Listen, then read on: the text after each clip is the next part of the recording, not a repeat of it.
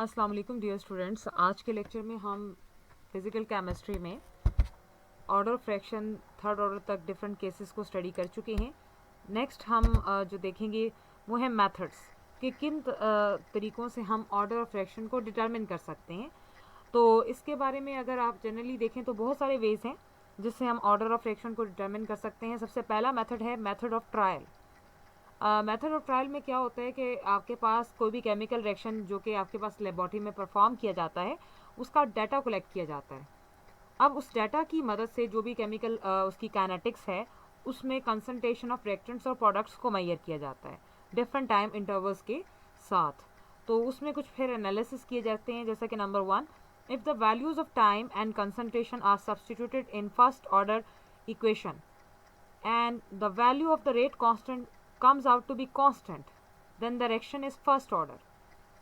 सो हमारे पास अगर आपने जो टाइम और कंसंट्रेशन का एनालिसिस किया, जैसा कि आपने अभी ऊपर देखा कि हम लेबॉर्ट्री में केमिकल रिएक्शन परफॉर्म करते हैं और उसके डाटा को कलेक्ट करते हैं और उस डाटा की मदद से हम रिएक्टेंट्स एंड प्रोडक्ट्स की कंसंट्रेशन को वक्फे के साथ टाइम के साथ हम कलेक्ट करते हैं।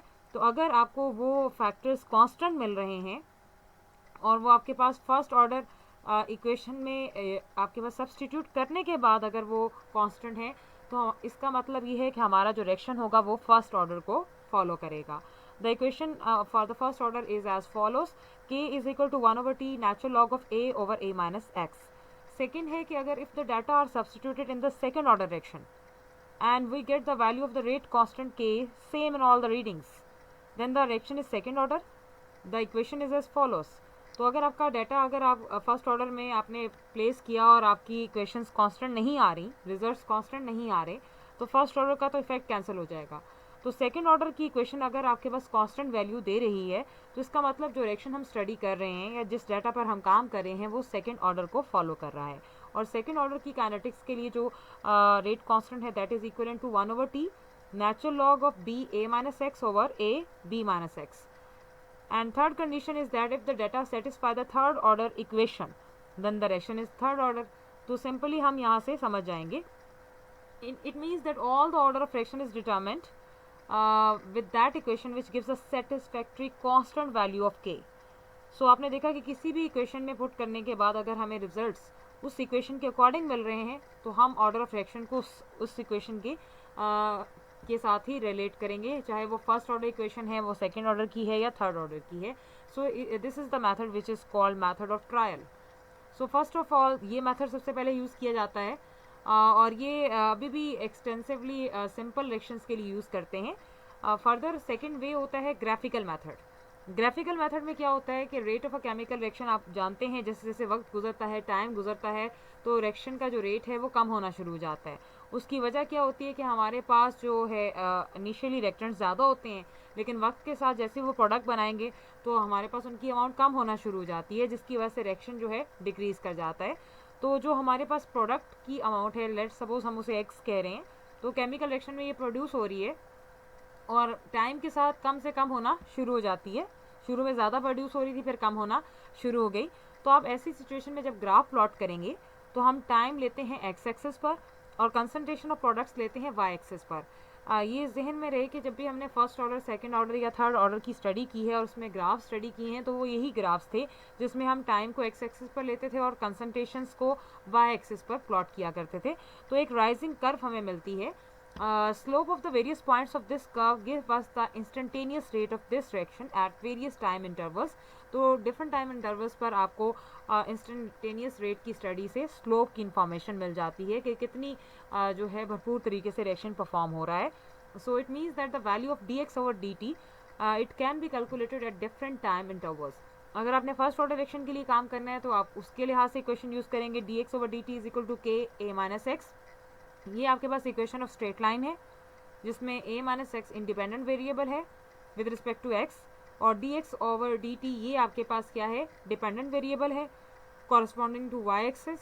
तो जब हम ग्राफ प्लॉट करेंगे तो अगर आप इस इक्वेशन को देखें तो ये y is equal to mx बनेगा।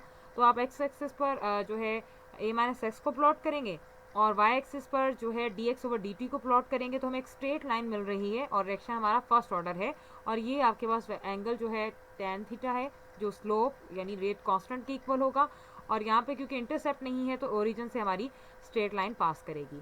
सेकंड है, अगर सेकंड ऑर्डर रिएक्शन हो तो dx over dt with k a minus x का स्क्वायर आ जाएगा। और इस केस के अंदर अगर आप देखें तो ये भी इक्वेशन ऑफ स्ट्रेट लाइन है लेकिन इंटरसेप्ट कोई नहीं है। अब आपने सिर्फ एक ही फ़र्क देखा है कि a माइनस एक्स का आप स्क्वायर ले रहे हैं और किसकी रिस्पेक्ट से ले रहे हैं, dx ओवर dt की रिस्पेक्ट से ले रहे हैं, जो कि y एक्सिस पर हम लेंगे। तो स्ट्रेट लाइन हमें बता रही है कि ये रिएक्शन जो है इस इक्वेशन को फुलफिल करते हुए ये जो आपके पास रिएक्शन है ये सेकेंड ऑर्डर का है। अगेन स्लोप आपके पास रेट कांस्टेंट के इक्वल है, जिसे tan थीटा हम कहेंगे, जो कि ये एंगल हमारे पास बन रहा है उससे ये हाईलाइट होगा। तीसरा केस है थर्ड ऑर्डर रिएक्शन। अगर थर्ड ऑर्डर रिएक्शन है तो हमारा एक्सप्रेशन बनेगा dx over dt is equal to k a minus x का क्यूब। और ये अगेन आपके पास इक्वेशन ऑफ स्ट्रेट लाइन है। और जब हम ग्राफ प्लॉट करते हैं a माइनस एक्स क्यूब का और dx ओवर dt का तो हमें स्ट्रेट लाइन इस केस में भी मिलेगी और आपके पास वो लाइन ओरिजिन से ही पास करेगी क्योंकि यहाँ पर भी कोई इंटरसेप्ट नहीं है। और रिएक्शन हमारे पास थर्ड ऑर्डर रिएक्शन को फॉलो करेगा। जब आप ग्राफ बनाते हैं तो एक्स एक्सिस पर a माइनस एक्स का क्यूब लेते हैं और y एक्सिस पर dx ओवर dt का एक्सप्रेशन लेते हैं और स्ट्रेट लाइन आपके पास ओरिजिन में से पास करती है और it will make an angle theta with the x axis which is called tan theta और इसे हम स्लोप कहेंगे और ये आपके पास रेट कांस्टेंट k की इक्वल होती है। नेक्स्ट हमारे पास जो मेथड है वो है जी हाफ लाइफ मेथड। ये एक one of the best method है जिससे हम order of a chemical reaction measure करते हैं। बाकी मेथड्स की अगर रिस्पेक्ट से देखा जाए तो हमने डिफरेंट एक्सप्रेशंस पढ़े थे, half life period for first order, second order and third order reactions. So one by one हम उन्हें देखेंगे। लेट्स सपोज हमारे पास फर्स्ट ऑर्डर रिएक्शन है और सेकंड ऑर्डर रिएक्शन है तो हम उसके लिए एक्सप्रेशन कैसे लिखते हैं।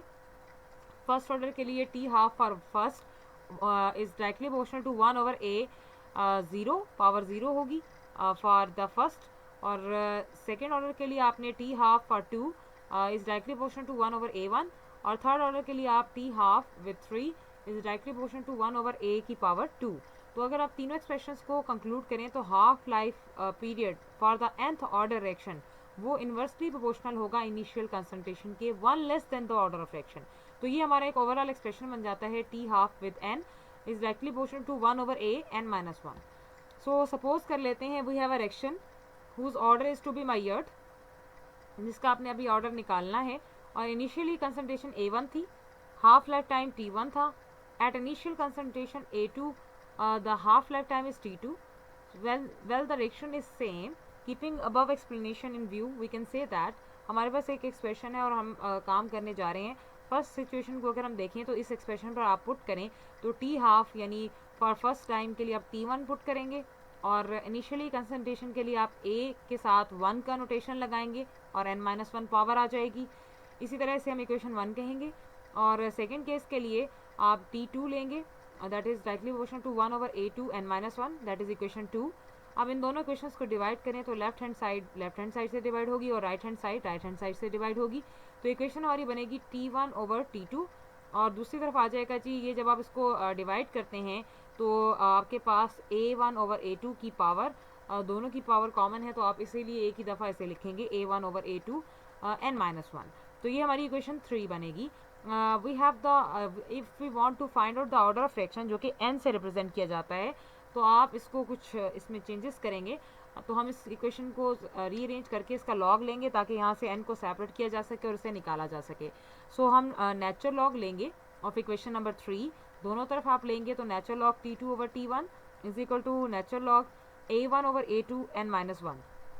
अब जब आप formula of natural log put करते हैं तो ये ब्रैकेट कैसे खुलेगी, पावर पहले आ जाएगी, power become the coefficient n minus 1 और natural log a1 over a2 आ जाता है। अब n माइनस 1 को आप या इस पूरे एक्सप्रेशन को इस तरफ ले आएँ और natural log t2 over t1 को दूसरी तरफ ले जाएं। अब यहाँ से आप इस इक्वेशन को रीअरेंज करें तो n माइनस 1 को आप यहीं पर रहने दें तो वहाँ पर जाकर natural log a1 over a2 इस expression natural log t2 over t1 से डिवाइड हो जाएगा। अब ज़रा आप यहाँ से अरेंज करें तो n को यहीं पे रहने दें, माइनस 1 वहाँ जाकर प्लस 1 हो जाएगा। n is equal to natural log of t2 over t1 divided by natural log a1 over a2 plus 1। ये वो एक्सप्रेशन है जिसमें आप दोनों कंडीशंस की हाफ लाइफ टाइम और उनकी इनिशियल कंसंट्रेशन पुट करें तो आप बड़ी सिंपली जो है मैथमेटिकल फॉर्म में हाफ लाइफ मेथड के थ्रू ऑर्डर ऑफ रिएक्शन को डिटरमिन कर सकते हैं। This is very important expression. So next हमारे पास इसी तरह से आप ये सारे जो है मकासद हासिल कर सकते हैं। यानी इनिशियल कंसंट्रेशंस आपको A1 और A2 पता है, दोनों हाफ लाइफ पीरियड्स पता है T1 एंड T2, तो आप जो है सर्टन रिएक्शंस के ऑर्डर्स को मालूम कर सकते हैं। नेक्स्ट मेथड है जी डिफरेंशियल मेथड। ये मेथड हमें वैन हॉफ ने दिया और इसीलिए इसे वैन हॉफ डिफरेंशियल मेथड भी कहा जाता है। हम ये जानते हैं किसी भी रिएक्शन का जो रेट है अगर उसकी ऑर्डर n है तो वो प्रोपोर्शनल होगा nth पावर ऑफ कंसंट्रेशन के। सो जब हम लिखते हैं इस मेथड को तो minus dx over dt is equal to k with concentration raise to the power n आ जाता है। c कंसंट्रेशन है रिएक्टेंट की किसी भी टाइम t पर। So rate of reaction with respect to the reactant c हम कैसे लिखेंगे, minus D C over D T is equal to K C N. तो ये तो एक हम जनरल एक्सप्रेशन यूज़ कर रहे थे और हम यहाँ पर एक रिएक्टेंट के हवाले से बात करें तो हम इस तरह ये एक्सप्रेशन मेंशन करेंगे। अगर हम यही एक्सपेरिमेंट 2 दफ़ा दोहराएं तो हमारे पास 2 डिफरेंट कंसंट्रेशंस आ जाएंगी, एक कंसंट्रेशन C1 कहलाएगी और दूसरी C2। सो अब आप अगर रेट्स लिखते हैं तो minus D C one over D T is equal to K C one की पावर n, ये इक्वेशन 1 बनेगी। और यही एक्सप्रेशन जब आप 2 के लिए अप्लाई करेंगे तो C2 बन जाएगा और यहाँ पर भी C के साथ 2 एक्सप्रेशन आ जाएगा, इक्वेशन नंबर 2 बनेगी। अब आप इसका कॉमन लॉग लें तो आपके पास कॉमन लॉग लेंगे तो लॉग ऑफ बेस 10 के इक्वल होता है। तो इक्वेशन 1 और 2 दोनों का कॉमन लॉग अगर हम लें सो हमारे पास एक्सप्रेशन क्या बनेगा, log of this factor with square bracket, अगर इक्वेशन 1 को आप देख सकते हैं तो फिर लॉग ऑफ के प्लस ये जो n पावर है ये कोफिशिएंट बनेगी, फिर लॉग ऑफ C1। इसी तरह इक्वेशन नंबर 2 क्या, जब आप एक्सप्रेशन लेंगे तो इसके लेफ्ट हैंड साइड पर साथ लॉग आ जाएगा और राइट हैंड साइड पर लॉग के को अलग लेंगे, फिर प्लस आएगा और n लॉग C2। क्योंकि k और c मल्टीप्लाई हो रहे हैं तो जब लॉग लिया जाता है तो वो प्लस हो जाते हैं। अब आप इस इक्वेशन नंबर 3 और 4 को सब्ट्रैक्ट करें तो आपके पास क्या एक्सप्रेशन बनेगा, एक्सप्रेशन आपके पास कुछ यूँ होगा कि log D C one over D T minus हो जाएगा log D C two over D T से, और पीछे यहाँ पर बच जाएगा आपके पास लॉग ऑफ सी वन और लॉग ऑफ सी टू, तो वो आप साइड पर ले जाएं तो आपके पास सब्ट्रैक्ट करने पर लॉग के तो आपस में कैंसिल हो जाएंगे, पीछे लॉग C1 और C2 बच जाते हैं, वो आप जो है सेपरेट कर लें, वो माइनस के लिए दूसरी तरफ चले जाएंगे तो n वहाँ से सेपरेट हो जाता है। तो ये इक्वेशन रीअरेंज करने पर हम ऑर्डर ऑफ रिएक्शन मालूम कर सकते हैं। अगर हमें जो है दोनों कंसंट्रेशन C1 और C2 पता है तो हम बआसानी जो है डिफरेंट पॉइंट्स पर मौजूद रिएक्शन रेट को स्लोप के थ्रू कर्व से निकाल सकते हैं। तो ये हमारे पास एक वे है। सेकेंड लास्ट मेथड है जी ऑस्टवाल्ड आइसोलेशन मेथड, जिसे मेथड ऑफ लार्ज एक्सेस भी कहते हैं। ये कॉम्प्लिकेटेड रिएक्शंस पर अप्लाई होता है जिसमें one of the reactant is isolated by taking 2 reactants in large access. इसमें करते क्या है कि अगर आपको एक रिएक्टेंट सेपरेट करना है तो बाकी रिएक्टेंट्स की क्वांटिटी को आप बढ़ा देते हैं और इस तरह से आप उसे आइसोलेट कर लेते हैं। सपोज हमारे पास एक रिएक्शन है A, B और C का जो प्रोडक्ट बना रहे हैं। अगर हम ऑर्डर ऑफ रिएक्शन डिटरमिन करना चाहते हैं with respect to A, B and C तो ओवरऑल ऑर्डर हम कैलकुलेट करेंगे by adding all the orders. So when we want to determine the order with respect to A तो हमें B और C को लार्ज एक्सेस में लेना होगा। इसी तरह जब आप B और C को आपके पास in this way B and C don't determine the rate of reaction, similarly the reaction is repeated for other 2 species. So आप इसी तरह से किसी के लिए भी एक्सप्रेशन मालूम कर सकते हैं, दोनों में से कोई रिएक्टेंट को लार्ज में ले लें तो आप किसी को भी आइसोलेट कर सकते हैं। सपोज कर लेते हैं कि order with respect to A, B, C, N, A, N, B और N, C है तो ओवरऑल ऑर्डर हमारा n बनेगा। सो n हमारे पास किसके इक्वल होगा, NA plus NB plus NC। सो इस तरह से हम जो है ओवरऑल ऑर्डर के तमाम ऑर्डर्स को ऐड करके जो है ओवरऑल ऑर्डर को निकाल सकते हैं। If we have a number of different reactants और कॉम्प्लिकेटेड केस है तो हम उसमें मेथड ऑफ लार्ज एक्सेस को अपनाते हैं और काम कर लेते हैं। एक्सपेरिमेंटल टेक्निक्स भी हैं कुछ जो रिएक्शन रेट्स को फॉलो करती हैं, जैसे कि हम काइनेटिक्स की अगर बात करें किसी भी केमिकल रिएक्शन की तो हम बहुत सारे सूटेबल टेक्निक्स को अप्लाई करते हैं ताकि डाटा को रिकॉर्ड किया जा सके और concentration of reactant and product को with the passage of time जो है कैलकुलेट किया जा सके और इसी चीज़ को हम डाटा कहते हैं। अब suitability of any analytical technique for obtaining the kinetic data depends upon, अब जो डाटा आप गेन करते हैं उसके लिए बहुत सारे टेक्निक्स को अप्लाई किया जाता है, like half life of reaction जज की जाती है या टाइम स्केल देखा जाता है जिस पे मेथड ऑपरेट हुआ। Successful method for measuring the concentration as a function of time should have the following characteristics, कि एक अच्छा मेथड किस किस्म की खूबियाँ रखता है अपने साथ। The techniques should be instantaneous, बर वक्त आपके पास टेक्निक्स को फॉलो होना चाहिए, and we should be able to record of rapidly changing concentration, यानी चेंज इन द कंसंट्रेशन को आपने रैपिडली रिकॉर्ड करना है, ये आपके पास सबसे अच्छी टेक्टिक्स हैं। तीसरा है कि the techniques should not influence the rate of reaction, यानी रेट ऑफ रिएक्शन मालूम करते हुए हम उसको किसी भी तरह से इफेक्ट ना करें। तो ऐसी टेक्निक्स हमारे पास फ्रूटफुल सक्सेसफुल टेक्निक्स होती हैं।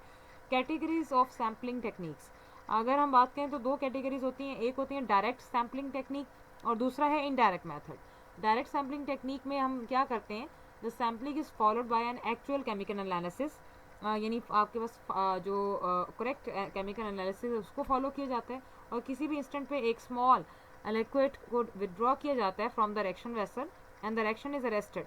सो कुछ स्मॉल अमाउंट में हम जो है उसको रिएक्शन वेसल में से कुछ अमाउंट निकाल लेते हैं और रिएक्शन आपके पास इस तरह से रुक जाता है।